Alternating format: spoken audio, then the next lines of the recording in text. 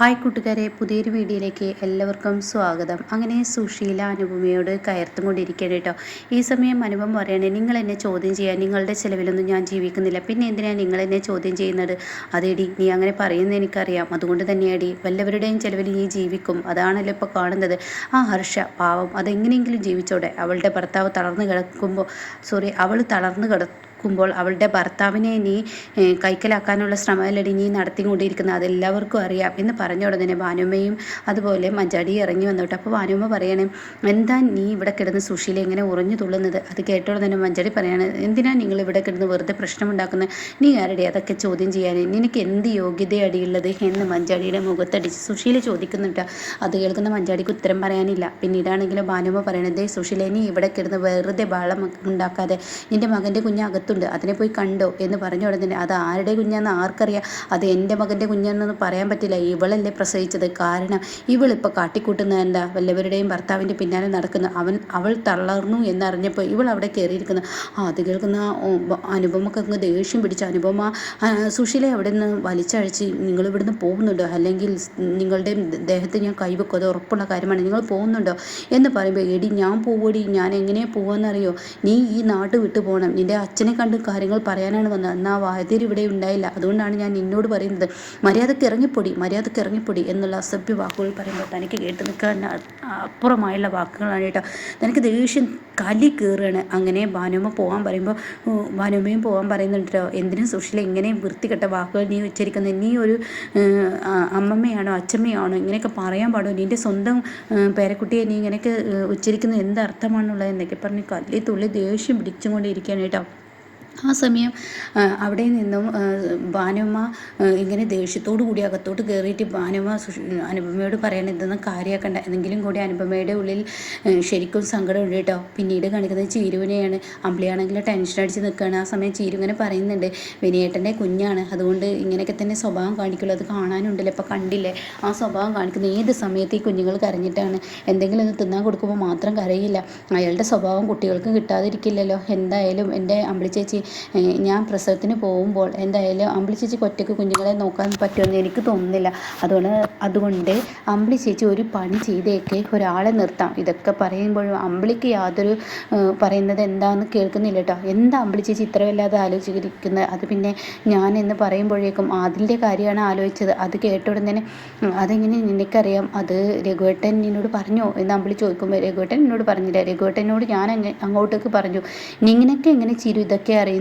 അതേ പേപ്പറിലൊക്കെ ഈ ആദിലെന്ന് പറയുന്ന ആളെ കാണിച്ചിരുന്നല്ലോ, ഇപ്പോഴത്തെ മുഖമാണ് അയാളുടേത്. അപ്പോൾ അതുകൊണ്ട് തന്നെ എനിക്ക് അയാളെ കണ്ടപ്പോൾ തന്നെ മനസ്സിലായി, അന്ന് ക്ലബിൻ്റെ അന്ന് ഞാനവിടെ കണ്ടതാണെന്ന് പറയട്ടോ. ഇത് കേൾക്കുന്ന അമ്പിളി പറയണേ, എന്നാൽ നിനക്ക് എന്നോടൊന്നും സംസാരിക്കായിരുന്നില്ല, ഞാൻ നെഞ്ച് പൊട്ടി വിങ്ങിപ്പൊട്ടി ഇരിക്കുകയായിരുന്നു, ആരോടെങ്കിലും ഒന്ന് തുറന്ന് പറഞ്ഞില്ലെങ്കിൽ മനസ്സിന് വലിയ ടെൻഷനാവും, അതുകൊണ്ടാണ് നീയൊന്ന് പറഞ്ഞത് നന്നായി എന്നൊക്കെ ഇങ്ങനെ പറയുന്നുണ്ട് കേട്ടോ. പിന്നീടാണെങ്കിലോ ഇവരിങ്ങനെ വർത്തമാനം പറഞ്ഞിരിക്കുന്നത് മാഷ് കണ്ടുവരണം. അപ്പോൾ മാഷ് പറയണേ, ആഹാ എന്ത് കാണാൻ പറ്റുന്ന കാഴ്ചയാണ് ഈ കാണുന്നത്, ഈശ്വര രസകരമായ കാഴ്ച തന്നെ, എൻ്റെ മക്കളെ രണ്ടാൾ ഒരുമിച്ചിരിക്കുന്നത് കണ്ടപ്പോൾ ഈ അച്ഛൻ്റെ മനസ്സ് നിറഞ്ഞു എന്ന് പറയുമ്പോൾ ഉടൻ തന്നെ അമ്പിളി പറയാന്ന്, അതെന്താ അച്ഛാ അങ്ങനെ പറഞ്ഞത്? നിങ്ങൾ അനിയത്തിയും ഏട്ടത്തിയും ഒപ്പം ഇരിക്കുന്നത് കണ്ടപ്പോൾ അച്ഛന് ഒരുപാട് സന്തോഷമായി, പഞ്ചരത്നം വീട്ടിലിപ്പോൾ അങ്ങനെയൊന്നും ഇല്ലല്ലോ. അത് കേട്ട ഉടനെ അമ്പിളി പറയണം, ആര് പറഞ്ഞു അച്ഛാ അങ്ങനെ ഇല്ലയെന്ന്? അമ്പിളി ദേഷ്യപ്പെടുന്ന കളിയൊക്കെ തന്നെയായിരിക്കും, പക്ഷേ എനിക്ക് എൻ്റെ അനിയത്തിമാർ എന്ത് അനിയത്തിമാർ തന്നെയായിരിക്കും, എൻ്റെ മനസ്സിൻ്റെ ഉള്ളിൽ അത് എന്നും ഉണ്ടാവും, അതറിയാം അമ്പിളി, നിന്നിൽ ആ നന്മയുണ്ടെന്ന് എന്നും എനിക്കറിയാം എന്നൊക്കെ ഇങ്ങനെ പറയുമ്പോൾ മാഷിൻ്റെ ഫോണിലോട്ട് ഒരു കോൾ വരുന്നു കേട്ടോ. ഹലോ, ഇതാരാ? പരിചയമില്ലാത്തൊരു നമ്പറാണല്ലോ. അത് കേട്ടോടെ തന്നെ, മാഷിൻ്റെ ക്ലാസ്സിൽ പഠിച്ചതാണ്, എൻ്റെ കൂടെ രഘുവും പഠിച്ചിട്ടുണ്ട്, രഘുവിൻ്റെ കൂട്ടുകാരനാണ് ആദില, അതാരാ? അത് കേൾക്കുന്ന അമ്പിളിയും ചീരുവും ഞെട്ടലോടുകൂടി എണീറ്റ് നിൽക്കുകയാണ് കേട്ടോ. അതേ മാഷേ, അപ്പോൾ ആദില തന്നെയാണ് കേട്ടോ.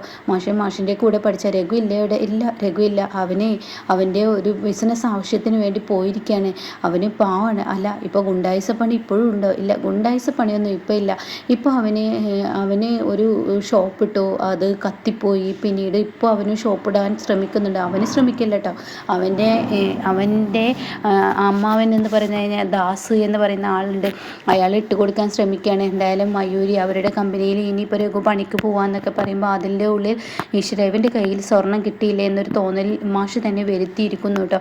ഇതേ സമയം ഫോൺ കട്ട് ചെയ്തോടെ തന്നെ ചിരിച്ചു ചോദിക്കുക, അത് ആരാ ആരാന്ന് ചോദിക്കുന്നുണ്ട് കേട്ടോ. അപ്പോൾ ഉടനെ ആരെന്നറിയില്ല, എൻ്റെ ക്ലാസ്സിൽ പഠിച്ചതാണ്, ഞാൻ അവനെ പഠിപ്പിച്ചിട്ടുണ്ടെന്ന് അവൻ പറയുന്നു. പക്ഷെ അതിൽ എത്രത്തോളം സത്യം ഉണ്ടെന്ന് എനിക്കറിയില്ല, എനിക്കൊരു ഓർമ്മയിലുമില്ല.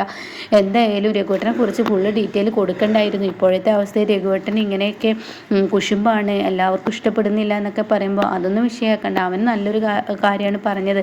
പിന്നെ അവന് ഇവിടുത്തായിരുന്നല്ലോ, അവന് ഗൾഫിലായിരുന്നു. ഇപ്പോൾ ഗൾഫിൽ നിന്ന് വന്നപ്പോൾ എല്ലാവരെയും ഒന്ന് കാണണം. അപ്പോൾ രഘുവിൻ്റെ വിവരങ്ങൾ അന്വേഷിച്ചു. അവന് ഗുണ്ടായുസം ഉണ്ടോ എന്നാണ് ചോദിക്കുന്നത്. അപ്പോൾ അവൻ്റെ ആ ചീത്ത പേര് നമുക്ക് മായ്ച്ചെടുക്കുന്നത് നമ്മുടെ ആവശ്യമല്ലേ. എന്തായാലും എൻ്റെ മക്കളെ ഇന്ന് സംസാരിച്ചെന്ന് പറഞ്ഞു പോകുന്നു കേട്ടോ. ഇതേ സമയം ചീരുവും അമ്പിളിയും പരസ്പരം ഇങ്ങനെ നോക്കുന്നുണ്ട്. പിന്നീട് ഭാനുമ്മയാണ് കാണിക്കുന്നത്. ഭാനുമ്മ നേരെ സുശീലയുടെ വീട്ടിലോട്ട് വരുന്ന കേട്ടോ. എന്നിട്ട് എടി സുശീലേ ഇങ്ങോട്ട് ഇറങ്ങി വാടി എന്നൊക്കെ പറയുമ്പോൾ ഇതാരെ കുറേ കാലമായല്ലോ എൻ്റെ ഭാനുമ്മ നിങ്ങളെ കണ്ടിട്ട് എന്നൊക്കെ പറയുമ്പോൾ ഉടൻ തന്നെ ഞാനിങ്ങോട്ടേക്ക് വന്ന് നിൻ്റെ അമ്മയെ കാണാനാടി ഇങ്ങോട്ട് വിളിക്കടി. അപ്പോൾ ഷാമോദ് പറയുന്നുണ്ട് കേട്ടോ. അപ്പോഴാണ് പ്രതിഭ ഇറങ്ങി വരുന്നത്. എന്താടി നിൻ്റെ അമ്മായിയും ഇതിനുള്ളിലില്ലേ, ഇന്ദ്രനില്ലേ, സത്യനില്ലേ, ഇവരെയൊക്കെ ഒന്ന് വിളിക്ക് എന്ന് പറഞ്ഞ ഉടൻ തന്നെ എന്താണ് ഭാനുമ്മ നിങ്ങളൊന്ന് പറ എന്ന് ഇങ്ങനെ ഷാമു ചോദിക്കാൻ കേട്ടോ. പറയേണ്ടത് എല്ലാവരുടെയും മുന്നിൽ വെച്ച് പറയും. സത്യനെ വിളിക്ക്. അപ്പോൾ സത്യനെ ഇവിടെ ഇല്ല, കടയിലോട്ട് പോയിക്കാൻ. എന്നാൽ ഇന്ദ്രനെ വിളിക്ക്, ഇന്ദ്രേട്ടപ്പോൾ വരും, കാര്യം പറയാനുള്ളത് പറഞ്ഞോളൂ എന്ന് സോന പറയാൻ കേട്ടോ. ആ സമയം സുശീല അവളിവിടെ ഇല്ല എന്ന് പറയാൻ കേട്ടോ. ഉടൻ തന്നെ അപ്പോൾ ഈ വാക്കുകൾ കേൾക്കുമ്പോൾ എങ്കിൽ ഞാൻ പറയാം, നിങ്ങൾ മക്കളെങ്കിലും അറിയണമല്ലോ, ഇന്ന് അവൾ വന്നിട്ട് അനുപമയുടെ വീട്ടിൽ എന്തിനാണ് വീണ്ടെടുത്തിട്ട് ഇങ്ങനെ വീണ്ടും കുത്തിക്കൊണ്ടിരിക്കുന്നത്. ഇവിടെ നിന്നും പോയിട്ടും അവൾ എന്തിനാ ദ്രോഹിക്കുന്നത് എന്ന് അവളുടെ മുഖത്തടിച്ചിട്ട് സുശീല പറയുകയാണ്, അവൾ പ്രസവിച്ച കുഞ്ഞ്, ഇന്ദ്രൻ്റെ കുഞ്ഞ് ആർക്കും ഉണ്ടായതാണ്. എന്ത് വൃത്തികെട്ട വാക്കുകളാണ് അവൾ ഉച്ചരിക്കുന്നത്. അവളുടെ വിജയത്തിന് വേണ്ടി അവൾ ഓരോന്ന് പറഞ്ഞു കഴിഞ്ഞാൽ അത് കേട്ട് നിൽക്കാൻ ഈ ഭാനുമ്മക്ക് കഴിയില്ല. അവൾ ചെയ്യുന്ന തെറ്റ് ഓരോരുത്തരും മറച്ചു വെക്കുന്നത് കൊണ്ടാണ് ഇങ്ങനെയുള്ള പ്രശ്നങ്ങൾ. അതിന് മാത്രം എൻ്റെ അമ്മ എന്ത് തെറ്റാ ചെയ്ത് ഈ നിൽക്കുന്ന പ്രതിഭയിലെ ഒരു ദുർമന്ത്രവാദിയുടെ കയ്യിൽ നിന്ന് ലേഹം കൊണ്ടുവന്ന് ഈ പ്രതിഭയ്ക്ക് കൊടുക്കാൻ ശ്രമിച്ചു. അത് അനുപമ തടഞ്ഞു, അത് ടെസ്റ്റ് ചെയ്തു, അതിലും കെമിക്കൽ ഉണ്ടെന്ന് മനസ്സിലായി. പിന്നീട് വീണ്ടും ഒരു മന്ത്രവാദിയെ കൊണ്ട് ലേഹം കൊടുത്തപ്പോൾ അതോടെ കൈയോടെ പിടിച്ച് കണക്കിന് കൊടുക്കുകയൊക്കെ ചെയ്തു. അതിൻ്റെ ദേഷ്യവും വാശിയും ഇപ്പോൾ അനുപമയോട് തീർക്കുകയാണ് അവൾ പിടിക്കപ്പെടുന്ന ആയപ്പോൾ. എന്നാൽ അനുപമ ഇതാരോടും വെളിപ്പെടുത്തിയിട്ടില്ല കേട്ടോ. അനുപമ ആരോടും വെളിപ്പെടുത്തില്ല. അത് വെച്ചിട്ട് മുതലെടുപ്പ് വീണ്ടും നടത്താണ്. അനുപമ ആരോടും പറയില്ല. അവൾ എന്ത് തെറ്റ് ചെയ്താലും ആരും ചോദ്യം ചെയ്യില്ല എന്നൊരു തോന്നലുണ്ട്. എന്നാൽ ഈ ഭാനുവതിമക്ക് അത് കണ്ടു നിൽക്കാൻ കഴിയില്ല. ഭാനുമ്മ ചോദ്യം ചെയ്യും. ഭാനുമ്മ വെറുതെ വിടില്ല. ഭാനുമ്മ അങ്ങനെ വിടുന്നവളുമല്ല.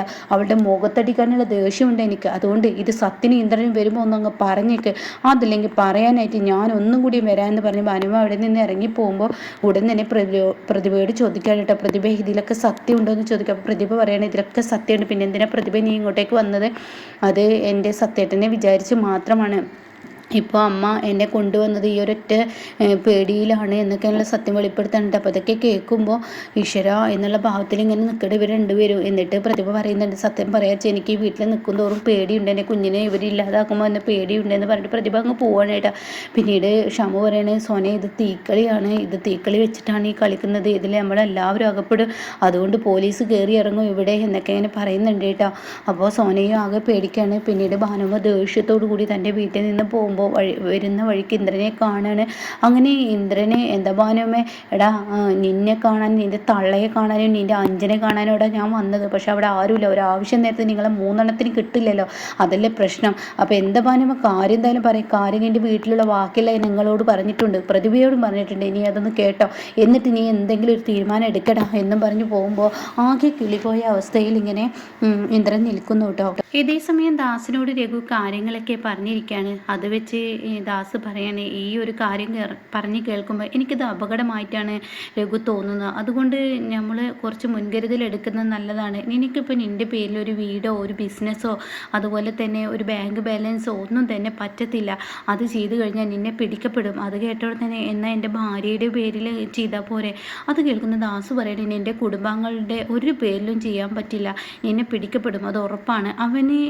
അവന് നീ കൊടുത്ത ഡോസ് അത് നല്ലത് തന്നെയാണ്, അവന് മനഃപൂർവ്വം തന്നെയാണ് നിൻ്റെ വണ്ടിയിൽ ആ സ്വർണം വെച്ചത്, എന്നിട്ട് അവനത് എടുക്കാനുള്ള പ്ലാനായിരുന്നു. എന്തായാലും അവനിൽ നിന്ന് രക്ഷപ്പെടാൻ ഏക മാർഗം എന്താണെന്ന് അറിയോ രഘു, ആ കട എൻ്റെ പേരിൽ അങ്ങ് ആക്കി തന്നേക്ക്. ഇത് ഞാൻ നിർബന്ധിക്കല്ല കേട്ടോ, നിന്നെ രക്ഷപ്പെടുത്താൻ വേണ്ടി ചെയ്യുന്നതാണ്. അത് എൻ്റെ പേരിൽ അങ്ങ് ആക്കി തന്നാൽ തീർച്ചയായും നീ രക്ഷപ്പെടും രഘു, നിനക്കൊരു പ്രശ്നങ്ങളും വരില്ല എന്ന് പറയുന്നു കേട്ടോ. അപ്പോൾ പാവൻ രഘു ഇനി അടുത്ത കെണിയിൽ വീഴാൻ പോകണേട്ടാ. അപ്പോൾ പാവമായും ജീവിക്കുന്നവർക്ക് എന്നും ഇങ്ങനെയൊക്കെ തന്നെ ആയിരിക്കും. എന്തിനും ആർത്തിയും വിജയവും അതുപോലെ തന്നെ മറ്റുള്ളവരോട് ദയയും ഒന്നുമില്ലാത്തവർക്ക് തന്നെയാണ് ജീവിതത്തിൽ വിജയം എന്നുള്ളതാണ് രഘുവിൻ്റെ കാര്യത്തിൽ കാണിക്കുന്നത് കേട്ടോ.